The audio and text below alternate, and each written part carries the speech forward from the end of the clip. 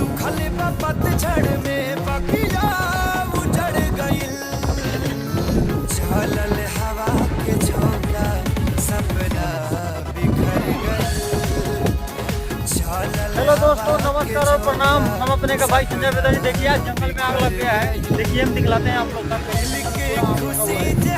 ये देखिए सारे जंगल में आग लग गया है।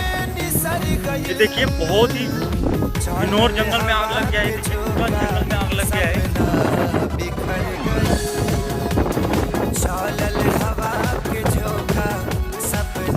आगे हम यहीं पर काम कर रहे हैं। देखिए हमारा इधर जेसीबी चल रहा है और इधर देखिए जंगल में पूरा आग लग गया है।